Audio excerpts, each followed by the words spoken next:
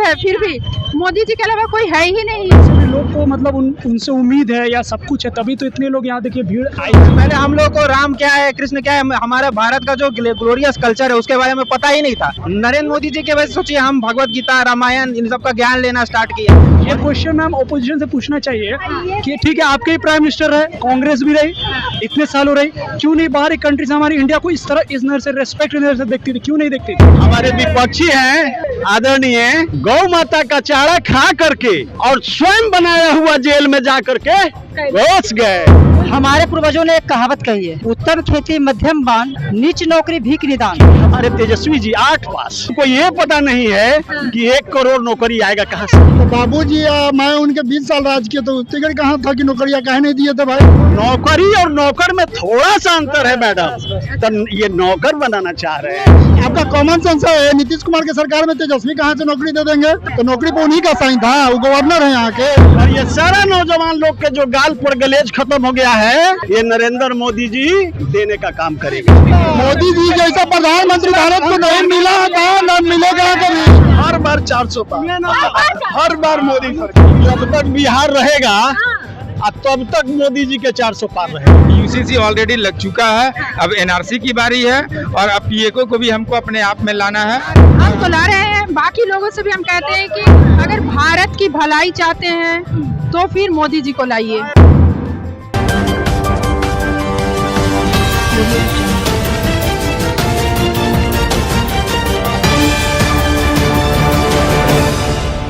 नमस्कार, आप देख रहे हैं BMW न्यूज, आपके साथ मैं हूं रिया सुमन। देखिए आज पटना में जो दीदार हुआ है भारत के प्रधानमंत्री नरेंद्र मोदी का, जो आगमन हुआ है, आगमन से पहले ही पटना वासी दीदार करने के लिए आंख पसार के बैठे थे कि नरेंद्र मोदी से मुलाकात कब होगी, लाइव जो है हम कब देखेंगे। और हमारे साथ बातचीत करने के लिए युवा है। कैसा लगा भैया? मैम बहुत अच्छा लगा। देखिए इतनी भीड़ आई थी, बताइए।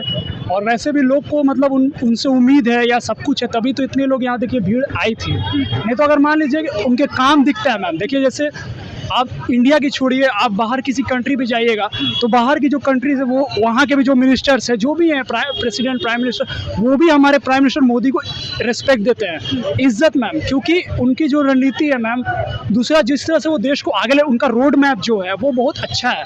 इसलिए ऐसे मैम कई सारे प्राइम मिनिस्टर्स आए, जो भी ऑपोजिशन में जो लोग भी कहते हैं, कई सारे प्राइम मिनिस्टर आए गए, लेकिन क्या उनका रोड मैप था मैम? बाहरी कंट्री क्या रिस्पेक्ट हमारी कंट्री को देती थी? नहीं देती थी।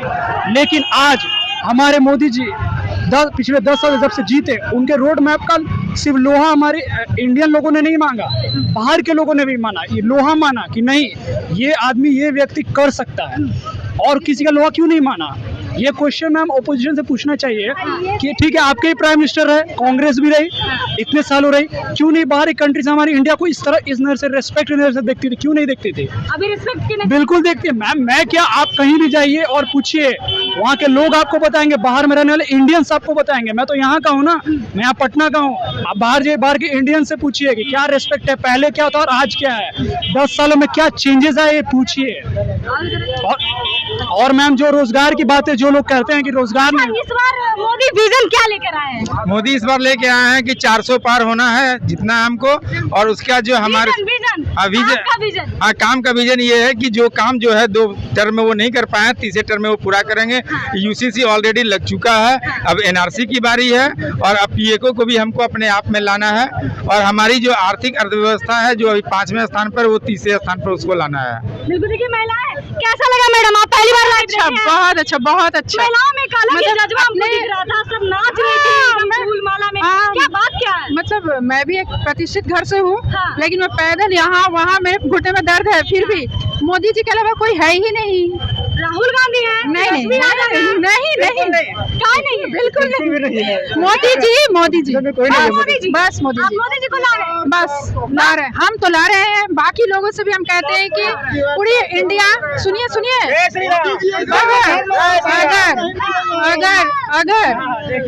भारत, सुनिए ना, अगर भारत की भलाई चाहते हैं तो फिर मोदी जी को लाइए। पिछले 10 साल से थे ना, अगर भारत की भलाई होना चाहिए और आगे और यूथ सुनिए यूथ लोगों का भी क्या नहीं हो रहा है, क्या नहीं हो रहा है, क्या नहीं हो रहा है। आप लोग युवा हैं, युवा के लिए क्या कुछ किया? युवा के लिए सबसे पहले तो अब स्टार्टअप। अब देखिए 2014 से पहले स्टार्टअप के नाम पे कुछ था, हम इंजीनियरिंग के स्टूडेंट हैं। अब देखिए अभी क्या है, युवाओं के बीच में एक जोश है। सबसे पहली बात कल्चरल रिनाइसेंस हुआ है, कल्चरल रिवॉल्यूशन हुआ है। पहले हम लोग को राम क्या है, कृष्ण क्या है, हमारे भारत का जो ग्लोरियस कल्चर है उसके बारे में पता ही नहीं था, किसी को पता नहीं था। अब नरेंद्र मोदी जी के वजह से सोचिए हम भगवत गीता, रामायण, इन सब का ज्ञान लेना स्टार्ट किए हैं। और एक आदमी ये हमको पर्सनल लाइफ में भी मिला है कि अगर ये देश अगर वेदों के हिसाब से, भारतीय कल्चर के हिसाब से चलेगा, यहाँ के लोग ज्यादा एफिशिएंट होंगे और यहाँ की इकोनॉमी पहले से ज्यादा ग्रो करेगी। वाकई ज्यादा ग्रो होगा। हाँ, एक कंफर्म है, मोदी 400 पार 400 पार कंफर्म है। देखिए इधर कुछ लोग नाराज है, आप काहे नाराज है? हम नाराज कहाँ है भाजपा से? अभी आप बोल रहे कि हम नाराज हम भाजपा से नहीं, कांग्रेस से हैं। अपने बातें से पलट गए आप। कहाँ बात पलटे हैं? बोल तो रहे थे कि भाजपा के समर्थन में है। मोदी जी जैसा प्रधानमंत्री भारत को नहीं मिला था, न मिलेगा कभी। जो की बार नहीं, हर बार 400 पार, हर बार मोदी सरकार। मतलब उनका एज भी कहाँ पर? हाँ, ये लाशी है उनका, लेकिन जो आएगा इसके बाद तो गाय वाला आएगा तो और भी कम कर देगा। बोलिए। कि जब तक बिहार रहेगा तब तक मोदी जी के 400 पार रहेगा। इधर पार्टी नहीं आएगा। 400 पार कोई आएगा ही नहीं। अरे भाई, हमारे माननीय आदरणीय मोदी जी ने सबसे पहले तो लॉ ऑर्डर दिया।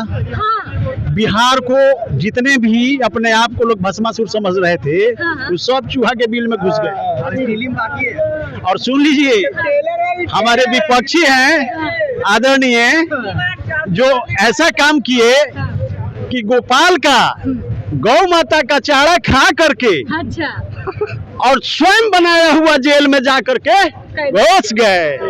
लेकिन अब तो और वैसे लोगों से हमारे नरेंद्र मोदी जी को डर नहीं है। सुन लीजिए मैडम, हम लोग 1947 तक का पूरा स्कीम बना लिए हैं।